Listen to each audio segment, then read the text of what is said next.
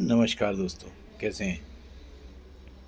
महीने के अंतिम सोमवार 29 तारीख 1845वें लेख में आप सभी स्नेहीजनों को नवसारी गुजरात से जय श्री कृष्ण के साथ जय सोमनाथ। दोस्तों, आज का विषय है मनुष्य के योग संयोग। दोस्तों, हम मनुष्य ही हैं जो निरंतर एक जैसा व्यवहार नहीं कर सकते। अनेकों योग संयोग में परिस्थिति के अनुसार हमें व्यवहार करना पड़ता है।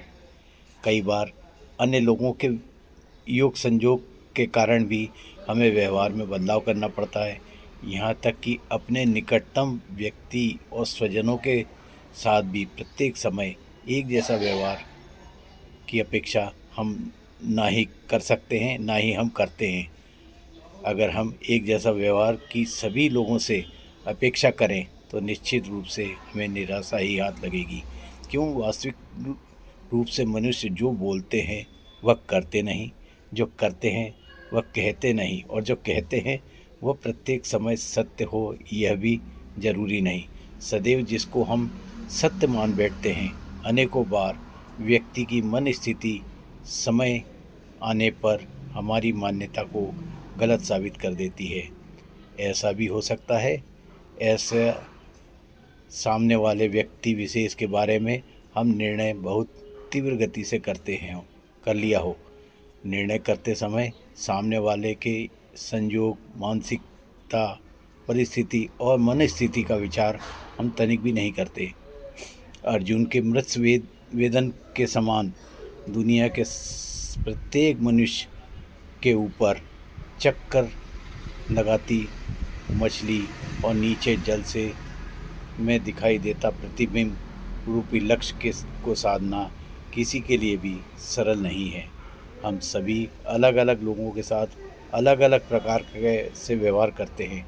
माता पिता, भाई बहन, मित्र, प्रेमी प्रेमिका, पति पत्नी, संतानों, हमारे वरिष्ठ अधिकारी, निचले कर्मचारी, सहायक लोगों के सामने अपनी एक अलग ही प्रकार की व्यवहारिकता परिलक्षित करनी पड़ती है। अर्थात हर एक परिस्थिति में हम भिन्न भिन्न व्यवहारिकता परिलक्षित करते हैं।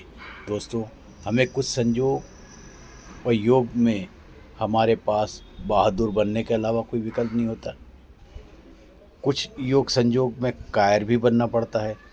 यह सब हमारी परिस्थिति और स्थिति के ऊपर निर्भर करता है। निश्चित रूप से हम इसमें से कोई भी प्रशंसा या निंदा के लिए कार्य नहीं करते। जब हम अपनी ज़िंदगी के लम्हों को पीछे मुड़कर देखते हैं तब समझ में आता है हम स्वयं भी बीते अनेकों वर्षों में निरंतर बदलाव वाले व्यवहार के साथ जी रहे होते हैं। मात्र दर्पण में दिखता प्रतिबिंब सही नहीं होता, बल्कि मन और मस्तिष्क के ऊपर समय के साथ अनेकों सलवटें भी दिखाई पड़ती हैं। सोमवार की शुभकामना के साथ नदी में डुबकी लगाने के बाद बाहर निकलते हैं और दूसरी डुबकी मारते हैं। इन दोनों डुबकी के मध्य नदी का पानी भी जब एक समान स्थिर नहीं रह सकता तो प्रत्येक मनुष्य समय के अनुसार व्यवहार कैसे एक समान रह सकता है। अतः ज़्यादा सोचने विचारने की आवश्यकता नहीं है। सदैव ही प्रसन्न रहें, स्वस्थ रहें, मस्त रहें। नमस्ते।